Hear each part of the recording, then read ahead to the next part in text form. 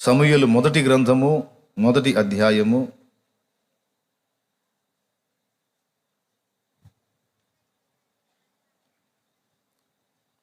5-6 వచనాలు.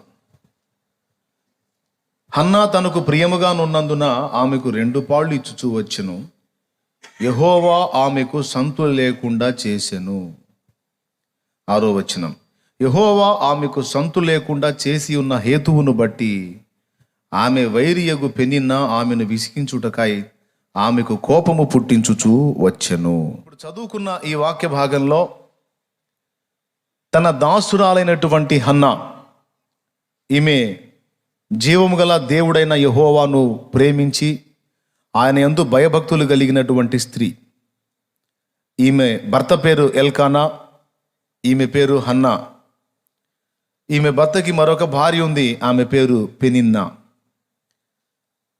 2 భార్యలకు భర్తగా ఉన్నాడు ఎల్కానా. అయితే ఒక ఆమెకు సంతానం ఉంది, 2 ఆమెకి సంతానము లేదు. ఎవరికి లేదు అంటే ఇప్పుడు మనం చెప్పుకున్న హన్నా అనే ఈమెకు సంతానము లేదు. సంతానం ఎందుకు లేదు అంటే స్ట్రైట్గా 2 సార్లు వాక్యంలో చెప్పాడు. 5-6 వచనాల్లో యెహోవా ఆమెకు సంతు లేకుండా చేసెను అన్నాడు. యెహోవా అంటే దేవుడే ఆమెకు సంతానము లేకుండా చేసెను. 5వ వచనంలోను 6వ వచనంలోను 2 సార్లు ఉంది. భక్తిహీనులకైతే దేవుడు సంతానం లేకుండా చేశాడు అంటే అర్థం ఉంది. మరి భక్తురాలికి, తననెంతో గాఢంగా ప్రేమించి ఆయన ఎందు భయభక్తులు నిలిపిన ఆమెకి దేవుడు సంతానం లేకుండా చేశాడు అనే మాట విచిత్రమైంది కాదంటారా? ఆలోచించదగింది కాదంటారా? ఖచ్చితంగా ఆలోచించాల్సిందే. యెహోవా తన దాసురాలి గర్భాన్ని ఎందుకు మూశాడు?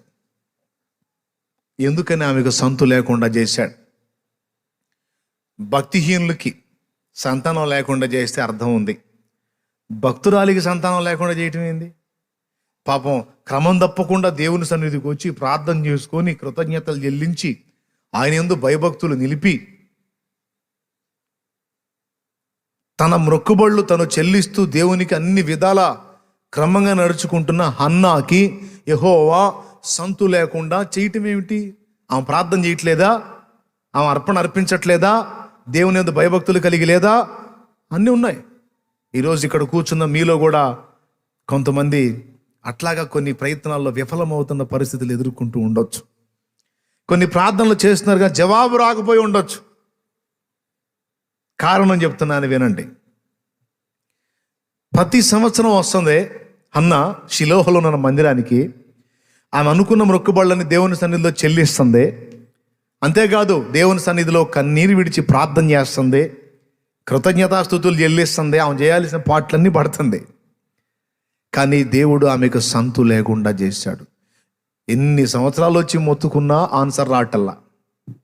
ఎందుకని అంటే కారణం ఒక్కటే. ఏటా వస్తుంది, అన్నీ చేస్తుంది, కానీ ఆమె నుండి దేవుడు ఆశించిన ప్రార్థన రాటల్లా. ఇది ఒక కీలకమైన విషయం. ఆమె నుండి రావాల్సిన ప్రార్థన రావటల్లా, ఇక మిగిలిన మాటలన్నీ వస్తున్నాయి. ఆ ప్రార్థన ఏదైతే ఆశించాడో, ఆమె చేసే ప్రార్థనలో ఏ మాటలైతే దేవుడు ఎదురు చూశాడో ఆ మాటలు ఆమె నోట నుండి వచ్చినంత వరకు ఆమెకు సంతు లేకుండా చేశాడు. ఎప్పుడైతే ఆ మాటలు ఆమె నోట వచ్చినాయో అప్పుడు ఆమెన్ అన్నాడు. ఇప్పుడు ఆమె ప్రార్థన చేసిందా లేదా? ఏటేటా చేసిందా లేదా? రైట్, చేసింది. దేవునికి అర్పణలు అర్పించిందా లేదా? రైట్. క్రమం తప్పకుండా దేవుని సన్నిధికి వచ్చిందా లేదా? పెద్ద చెప్పండి. రైట్. దైవజనులను గౌరవించిందా లేదా? రైట్. భర్తకు లోబడిందా లేదా? పెద్దగా చెప్పండి. మరి ఇన్ని కొలతలు ఉన్నప్పుడు ఎందుకని కార్యం జరగల? ఇప్పుడు మన సంగతి చూద్దాం. మనం చర్చికి వస్తున్నావా రావట్లేదా? పెద్దగా చెప్పండి. అయ్యగారు చెప్పిన మాట వింటున్నావా లేదా? ఇంట్లో కూడా మన పద్ధతులు జాగ్రత్తగా కాపాడుకుంటున్నావా లేదా చెప్పండి. రైట్, దేవుని సన్నిధిలో మనకు ఉన్న కాడికి మనం ఏదో చేయాలనుకున్న చేస్తున్నావా లేదా? చేస్తున్నాం. మరి ప్రార్థన కూడా చేస్తున్నావా లేదా? చేయట్లేదా? పెద్దగా చెప్పండి అమ్మా, మీరు చెప్పండి నాన్న. ప్రార్థన కూడా దీంతో పాటు అదనంగా మనం ఆరాధన చేస్తున్నాం, స్తుతిస్తున్నాం, పరిచయం చేస్తున్నాం. అన్నకంటే ఎక్కువే చేస్తున్నాం మనం అసలు. కానీ చాలా విషయాల్లో మనం అడిగి నీరు జరగట్లా. ఎందుకు? అవునా? అది కూడా డౌటే. ఏం ప్రభా, నేను ఎన్ని రోజుల నుంచి అడుగుతున్నా కార్యం జరగట్లేదు, ఏంది నాయన? అయ్యా, ఎక్కడ తప్పు జరుగుతుందయ్యా? మారు మనసు పొందాను, బాప్తీసం పొందాను, సన్నిధికి వస్తున్నాను, ఉన్నదేదో నీకు అర్పిస్తున్నాను, విజ్ఞాపన చేస్తున్నాను, దైవజనులకు విధేయత చూపాను, కుటుంబంలో క్రమంగా ఉన్నాను. ఇంకా ఎక్కడ ప్రభా నేను తేడా? ఎందుకు ప్రభా నేను అడిగిన జరగట్లేదయ్యా? మరి అయ్యగారి దగ్గరికి పోతేనేమో దేవుడు ఇస్తాడు, నమ్మండి అంటాడు. ఎన్ని రోజులయ్యా? ఎప్పుడయ్యా ఇక నేను చచ్చాక నువ్వు చేసేది అని విరక్తి బుట్టి అడిగిన వాళ్ళు కూడా ఉన్నారు. ఎప్పుడు ప్రభువా? ఇప్పుడు నేను ప్రసంగం చేస్తున్నాను అనుకో, దేవుడు తప్పకుండా నీకు సహాయం చేస్తాడు, తప్పకుండా నీకు విడుదల వచ్చిందంటే కొంతమంది అనుకుంటారు వచ్చింది, ఇవన్నీ ఇసుగు పుట్టి మాకు ఇప్పుడు మైండ్ పోయి పిచ్చి వచ్చేటట్టుంది, ఏందో ఎప్పుడయ్యా ఇంకా దేవుడు చేసేది నేను తెచ్చినాకనా అనుకునే వాళ్ళు కూడా ఉంటారు.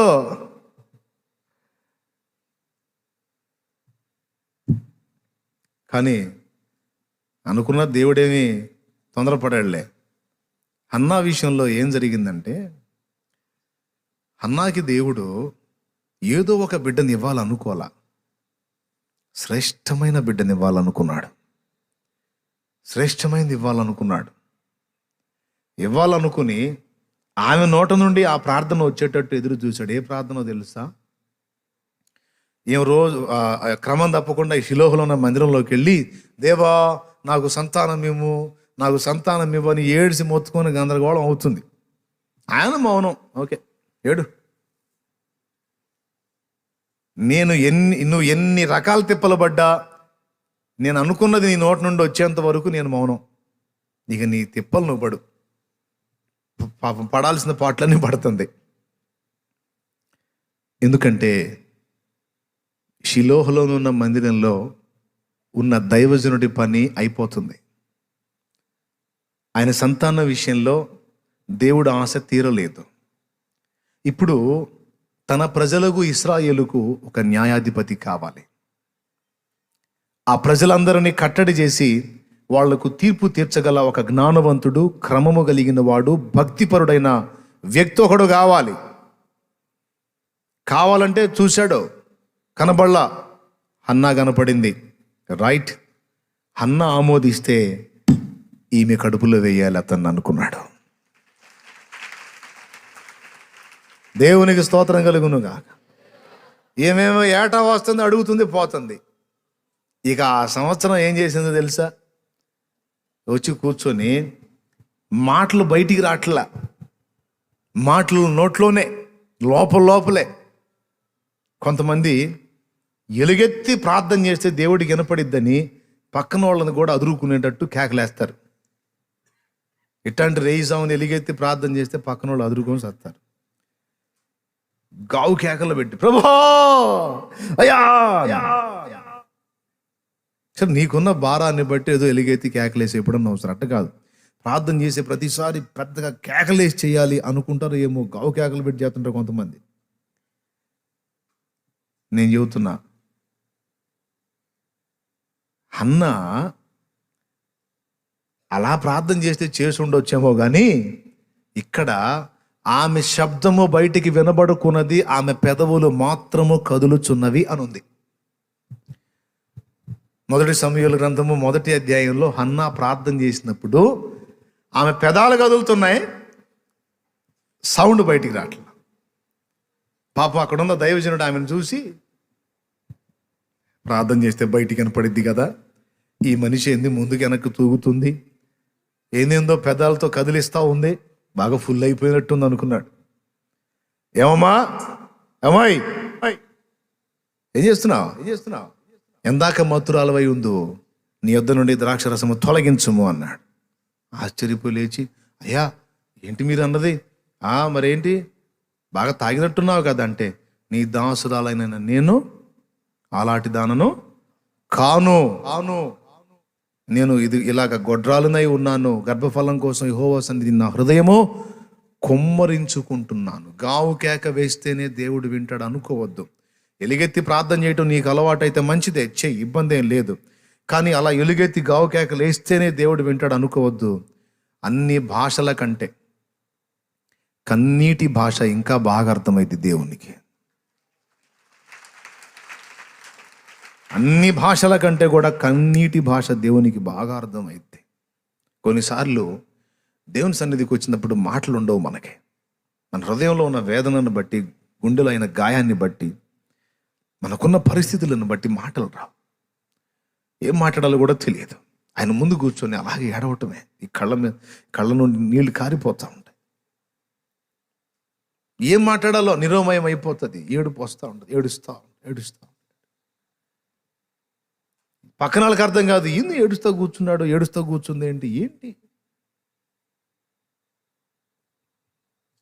కానీ దేవుడికి అర్థమైంది ఎందుకు ఏడుస్తున్నావో, దేవునికి అర్థమైంది ఎందుకు రోధిస్తున్నావో, దేవునికి అర్థమైంది ఎందుకు మూలుగుతున్నావో. హన్నా మూలుగులను, ఆమె కన్నీళ్లను దేవుడు గమనించాడు. ఆ రోజు తన పెదాలతో బయటికి సప్పుడు లేకుండా లోపల ఒప్పుకుంది. ఏమన్నా తెలుసా? దేవా, నీవు నాకు ఒక మగ పిల్లను దయచేయి. వాడు పుట్టినది మొదలుకొని వాని తల మీదకి కత్తి రాకుండా, ఇది క్షవరపు కత్తి రాకుండా వాణ్ణి నీ కొరకే అప్పగిస్తాను, నీ కొరకే వాడిని ఇస్తానయ్యా, నీ సన్నిధిలో వాడిని అప్పగిస్తాను, నాకు మగ పిల్లను దయచేయమని అడిగింది. రైట్. ఆ రోజు ప్రార్థన స్వీకరించాడు. అంటే అన్ని రోజులు ఎదురు చూసిన ప్రార్థన ఆ రోజు చేసింది ఆమె. ఆ రోజే ఏలీ దృష్టిలో పడేటట్టు చేశాడు ఆమెని. అప్పటిదాకా వచ్చిపోయింది కానీ ఆయన పట్టించుకోలే. ఆ రోజు మాత్రం పర్టికులర్గా అబ్జర్వ్ చేశాడు. బహుశా ప్రతిసారి వచ్చినప్పుడు ఎలుగెత్తి ప్రార్థన చేసిందేమో, పట్టించుకోలే. ఈసారి వాయిస్ బయటికి రాకుండా అంత పెద్దాలు కదిలిస్తా, ముందుకు వెనక్కి తూగుతా, రోదన చేస్తూ ఉంటే ఆయనకు డౌట్ వచ్చింది. అంటే ఆయన దృష్టి ఆమె మీదకి వచ్చేటట్టు చేసి, ఆమెను అలాగ అడిగేటట్టు చేసి, ఆమె తన విషయం చెప్పినాక ఆ ఏలీ కూడా పలుకుతాడు, నీవు కోరుకున్నట్లు యెహోవా నీకు దయచేయును కాకపో అంటాడు. ఆమె చేత చేయించాల్సిన ప్రార్థన చేయించి తర్వాత ఏం చేశాడు? డైరెక్ట్గా దేవుడు బ్లెస్ చేయకుండా తన దాసుని ద్వారా వాగ్దానం ఇప్పించి పంపించాడు. తన దాసుల్ని వాడుకుంటాడండి దేవుడు. వాళ్ళ ద్వారా ఆయన పలికించే మాటలు రూఢిపరిచే దేవుడు ఆయన. ఏలీ పరిస్థితి ఎలా ఉందో అది పక్కన పెట్టేస్తే, ఏలీ కొడుకుల్ని క్రమంగా పెంచలా ఈ పక్కన పెట్టేస్తే, ఏలీ దైవజనుడు కనుక ఆయన నోట పలికిన మాట దేవుడు గౌరవించాడు. అలాగే హన్నా తీర్మానాన్ని కూడా దేవుడు హర్షించాడు. ఏ ప్రార్థన ఆమె నుండి రావాలో అది వచ్చిందాకా ఆమెకు కార్యసిద్ధి కలగల. చివరాఖరికి ఆ ప్రార్థన వచ్చింది, అంతే. మరుసటి ఏటికల్లా బిడ్డ చేతికి వచ్చేసాడు. హన్నా అడిగింది. మొదట ఎందుకు అడిగిందో తెలుసా? తను గొడ్రాలు అని నింద మోస్తుంది. అన్ని పోర్ల కంటే దారుణమైన పోరు సవతి పోరంట. తన సాటి మనిషి సంతానవతి అయి ఆ పిల్లల్ని బాగా అల్లారు ముద్దుగా పెంచుకుంటుంటే తను ఆ పిల్లల్ని పిలిచి దగ్గరకు తీసుకుపోతే, రైట్ రా, గొడ్రాల చేతిలోకి వెళ్తావేరా విధవా, దరిద్ర గొడ్డ దగ్గరికి వెళ్తావే, నీకేమన్నా అయితే నేను అల్లాడొద్దు, వెళ్ళవాకో దా అంటే ఎంత ఏడ్చుకుంటుందండి. గొడ్రాలు దరిద్ర కొట్టుది, శాపగ్రస్తురాలు, ఆమె దగ్గరికి వెళ్తావేరా అంటే ఎంత గాయం. అందుకే ఫస్ట్ కారణం, నా సాటి మహిళ నన్ను అవమానంగా మాట్లాడుతుంది, ఆమెకు ఆ మాట మాట్లాడకుండా ఆమె నోరు మూపిటానికి దేవా. కొన్ని సంవత్సరాలు అట్ట గడిచిపోయింది, దేవుడే మాట్లాడాల. అంటే ఇప్పుడు నేను బిడ్డనిస్తే ఆమె నోరు మూపిస్తావన్నమాట. ఇందుకే అన్నమాట నేను ఏంలే. ఎందుకనో దేవుడు ఎట్లా జవాబు, కొంచెం ప్లేట్ ఫిరాయిద్దాం, అని తర్వాత ఏం చేసింది? నన్ను అందరూ గొడ్రాలు గొడ్రాలు అనే వేదన పెడుతున్నారయ్యా, నాకు ఒక బిడ్డని అయ్యా, ఆ నెపం తీసేయి ప్రభువా అని మళ్ళీ ఒక రౌండ్. చివరికి ఏ మాట పలికితే ఇచ్చాడండి? దేవా యెహోవా, నాకు ఒక మగ బిడ్డనివ్వు, వాడిని నీ కోసం పెంచుతా.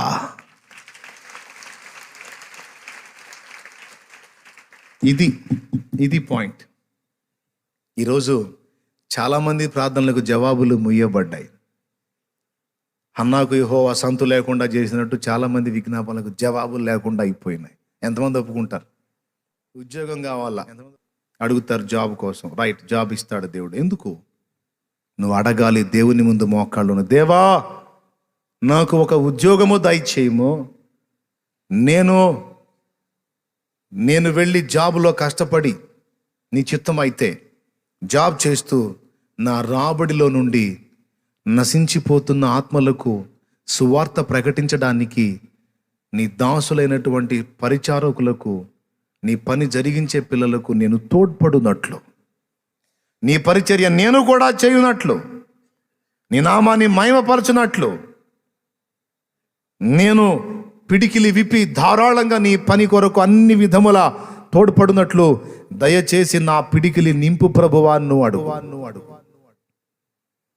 సమస్తమును కోరు, కానీ దేవుని మహిమ కొరకు కోరు. అప్పుడు అది ఆమెన్ అని జవాబు పొందిద్ది. దేవునికి స్తోత్రం కలుగును గాక. అన్నయ్య అప్పులన్నయ్య, ఆర్థిక ఇబ్బందులు అన్నయ్య, విడుదల కోసం ప్రార్థన చేయన్నయ్య అంటే ఆర్థిక ఇబ్బందులపై సమృద్ధి రావాలని. ఎందుకు సమృద్ధి ఇవ్వాలి నీకు దేవుడు? ఎందుకు ఇవ్వాలే? 2 స్టేర్లు కట్టడానికా? ఎందుకు ఇవ్వాలి? లోక సంబంధమైనవన్నీ సమకూర్చుకోవడానికా? ఎందుకు ఇవ్వాలి? ఆర్థిక సమృద్ధిని ఎందుకు కోరుతున్నావు? నీ హృదయంలో ఆశ ఉండాలి. నీ సన్నిధిలో అనేక మంది అనేక రకాలుగా తోడ్పాటు అందిస్తున్నారు, కానీ ఒక పెద్ద కానుక వేయడానికి నాకు స్తోమత లేదు. నీ సన్నిధిని కొద్దిగా ఇవ్వాలంటే నాకు మనసు లేదు. నేను నీ కొరకు ఎంతో చేయాలని ఆశ ఉంది, కానీ నా చేతులు ఖాళీ ఉన్నాయి ప్రభువా. ఈ చేతుల్ని నింపు, నా కోసం కాదు ప్రభువా, నీ పని కోసం నింపు ప్రభువా. నీ బిడ్డలకు సహాయం చేయడానికి నింపు ప్రభువా. అనేకులకు ఇవ్వటానికి నా చేతులను దీవించు ప్రభువా అని అడుగు. కన్నీరు గార్చి అదే అడుగు. నువ్వు దేవుడు నీకు ఇవ్వకపోతే అప్పుడు అడుగు. నీ మహిమ కొరకు ఇవ్వమని అడుగు. నీ రాజ్య విస్తరణ కొరకు ఇవ్వమని అడుగు. నీ పరిశుద్ధ పిల్లలకు నేను తోడ్పడినట్లు నాకు ఇవ్వమని అడుగును. ఆకాశ వాక్యులు వెప్పకపోతే అప్పుడు అడుగు. మీరు అడిగినను, చూడండి నేను చెప్పింది ఇట్లా చెబుతున్నా, ఎక్కడ ఉంది లేఖన ఆధారం? యాకోబు రాసిన పత్రిక 4వ అధ్యాయం 1వ వచనం చూడండి. తొందరగా తీయండి బైబిల్. పోరాటములను దేని నుండి కలుగుచున్నవి? మీ అవయవంలో పోరాడు మీ భోగోచ్చల నుండియే కదా మీరు ఆశించున్నారు గాని. అదుగో తమ్ముడా, చెల్లెమ్మ విను, అన్నయ్య చదువుతున్నాడు. మీరు ఆశించుచున్నారు గాని మీకు దొరకటం లేదు. నరహత్య చేయుదురు, మత్సరపడుదురు గాని సంపాదించుకొనలేరు. పోట్లాడుదురు, సంపాదన కొరకు అనుకునే సాధించడం కోసం ఎదుటి వాళ్ళని బలి చేయడానికి కూడా మీరు వెనకాడరు. యుద్ధము చేయుదురు గాని దేవుణ్ణి అడగనందున మీకేమీ దొరకదు. దేవుణ్ణి అడగనందున ఏం అడగనందున బాబు? ఎందుకు అడగట్లేదు బాబు? అడిగితే దొరికిద్దనేగా. మరి అడిగితే దొరికిద్ది అన్నప్పుడు మరి రోజు ఆల్నైట్కి ఆదివారం శుక్రవారం బుధవారం అడుగుతానే ఉన్నాగా. ఇక్కడ జాలమన్నట్టు ఇంటికాడ పోయి కూడా మోకాళ్ళేసి అదే పనిగా. ఏది మరి? ఆ తర్వాత చదువు. మీరు అడిగినను మీ భోగముల నిమిత్తము వినియోగించుటకై. అది కథ. దురుద్దేశముతో అడుగుదురు, అది అబ్బాయి విషయం. మీకేమీ దొరకట్లేదు. స్తోత్రం. అది విషయం. మీరు అడిగినను మీ భోగముల నిమిత్తము, ఇంకా దురుద్దేశముతో అడుగుదురు. సదుద్దేశము లేదు. అది పాయింట్. ప్రేయర్ చేసేటప్పుడు, ప్రార్థన చేసేటప్పుడు, దేవుణ్ణి అడిగేటప్పుడు, దేవుని దగ్గర నుంచి ఆశించేటప్పుడు సదుద్దేశం ఉండాలి, దురుద్దేశం ఉండకూడదు. అర్థమైందా? నేను దేవుడి ముందు కూర్చొని ఎట్టడిగాను తెలుసా? తలనిండా అప్పులు పెట్టుకొని ప్రభువా, ఈ అప్పుల దెబ్బకి నేను పోవాల్సి వస్తుంది, పొద్దున్న లేచే సాయంత్రం దాకా నీ సన్నిధి వదిలిపెట్టాలంటే నాకు ఇష్టం లేదు. నాకు ఆ అప్పుల బంధకాలు తొలగిపోతే ఏదో భార్య బిడ్డలకి అంత ఆహారం తెచ్చిపెట్టుకొని ఎక్కువ సమయం నీతో గడపాలన్న ఆశగా ఉందని దేవుని మందిరంలో ఆ బండ పట్టుకొని ఏడ్చి ప్రార్థన చేశా. ఎందుకు తెలుసా? నీ సహవాసం కోసం, నీ సన్నిధి కోసం నేను ఆశ కలిగి ఉన్నానయ్యా. మరి ఇక దేన్ని ఆశించట్లేదయ్యా, నీ సన్నిధేనయ్యా అని ఆయన సన్నిధిలో చాలా సంవత్సరాలు చేయలే, గట్టిగా కొన్ని నెలలు కూడా తక్కువే నేను చేసింది.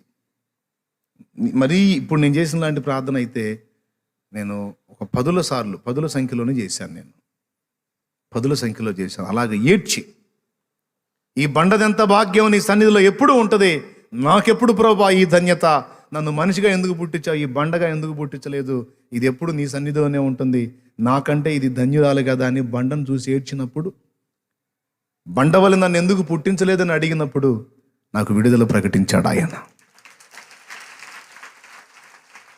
ఇక నుంచి అడగండి, ఈ రాత్రి అడగండి, దేవా నీ సన్నిధిని నేను కాచుకొని ఉంటున్నట్లు, నీ కొరకు నేను క్రియేట్ చేయున్నట్లు, నీ చిత్తము నెరవేర్చినట్లు నాకు స్వేచ్ఛనివ్వయ్యా. ఈ అప్పుల బంధకాలు నన్ను నీ పని చేయకుండా అడ్డగిస్తున్నాయి ప్రభువా. నాకు ఇష్టం లేదయ్యా, లోకాన్ని అనుభవించాలని, లోకంలో ఏదో పొందాలని నాకు ఆశ లేదయ్యా. నాకు నీతో గడపాలి, నీ సన్నిధిలో గడపాలి, నీ సాహచర్యంలో ఉండాలి, నీతో సహజీవనం చేయాలి. కానీ ఎప్పుడు ఎవడొచ్చి ఏ అవమానం చేస్తాడో అని అదురుపోయిపోవాల్సి వస్తుంది. ప్రభువా నాకు బ్రతుకు తెరువు మార్గం చూపించు, నా చేతికి ఆర్థిక సంపత్తి వచ్చేటట్టు చూడు ప్రభువా. అవి తీర్చుకుని నా భార్య బిడ్డలకి అంత తెచ్చిపెట్టుకుని నీ సన్నిధిని కాచుకుంటాను ప్రభువా. నీ పని కొరకు పరుగులు ఎత్తాల ఆశ ప్రభువా. జీవితం చాలా ఖర్చు అయిపోయింది ప్రభువా, ఇంకా కొంచెమే ప్రభువా, నీ కొరకు ఖర్చు చేయాలయ్యా అని నువ్వు కన్నీరు గార్చు. నీకు విడుదల ప్రకటించకపోతే నువ్వు సమస్తము అడుగు, ఆయన మహిమ కొరకు అడుగు, సదుద్దేశంతో అడుగు, గొప్ప నిరీక్షణతో అడుగు. ఇప్పుడు నేను చెప్పినట్టయితే నీకు విశ్వాసం కూడా కరెక్ట్గా వస్తుంది. నేను అడుగుతుంది ఆయన చిత్తంలో గనుక ఖచ్చితంగా చేస్తాడు.